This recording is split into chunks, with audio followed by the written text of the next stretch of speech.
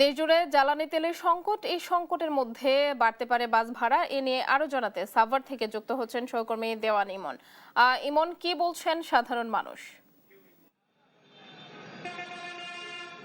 শেফালি, সকাল থেকে সাভারের বেশ কয়েকটি বাস কাউন্টারে ঘুরেছি আমি। তার মধ্যে হেমায়েতপুর, সাভার স্ট্যান্ড এবং নবীনগরে যেটি দেখেছি যে দূরপাল্লার যে সমস্ত পরিবহনগুলো রয়েছে সেগুলোতে কিন্তু যে অতিরিক্ত ভাড়া আদায় এই জ্বালানির তেলের দাম বাড়ার সাথে সাথে সেটি কিন্তু তারা আদায় করছে। যদিও কিন্তু এটি আনুষ্ঠানিক যে ঘোষণা সেটি কিন্তু এখনো হয়নি। তার মধ্যেই কিন্তু যারা বাস কাউন্টারগুলো রয়েছে যে তারা কিন্তু এই যাত্রীদের থেকে কিন্তু তারা অতিরিক্ত ভাড়া আদায় করে। যাত্রীরা যেটি বলছেন যে এখনো আনুষ্ঠানিক কোনো ঘোষণা আসেনি, কত করে ভাড়া, কতটুকু দূরত্বের জন্য মাইল প্রতি কত করে ভাড়া বৃদ্ধি করা হলো সেটিও কিন্তু তারা এখনো জানে না। তবে তাদের কাছ থেকে কিন্তু দূরত্ব ভেদে কিন্তু 100, 150, 200 টাকা পর্যন্ত কিন্তু ইতিমধ্যে যারা কাউন্টারে রয়েছেন তারা কিন্তু তাদের কাছ থেকে ভাড়া আদায় করছেন। অন্যদিকে স্বল্প দূরত্বে যে সমস্ত পরিবহনগুলো রয়েছে সেগুলোতে কিন্তু এখনো পর্যন্ত কোনো ধরনের ভাড়া বৃদ্ধির যে প্রভাব সেটি পড়েনি। তারা বলছেন যে মালিক সমিতি থেকে তাদেরকে এখনো পর্যন্ত ভাড়া কত বৃদ্ধি করা হবে বা কি পরিমাণ ভাড়া তারা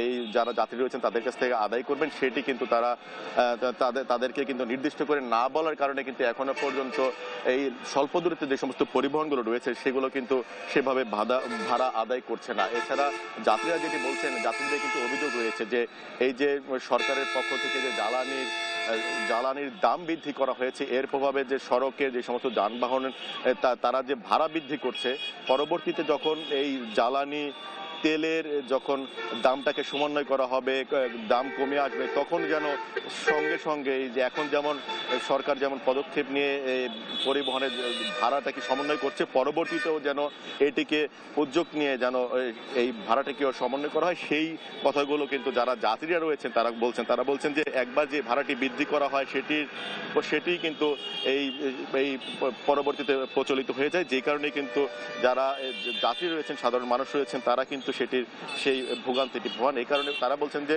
এই একই সাথে যেন পরবর্তীতে যখন জ্বালানি তেলের দাম কমানো হবে তখন যেন ভাড়াটিও দ্রুত সময়ের মধ্যে কমিয়ে নিয়ে আসা হয়। তো এই ছিল আমার কাছ থেকে জ্বালানি তেলের প্রভাবে ভাড়া বৃদ্ধি নিয়ে বিস্তারিত। শেফালি।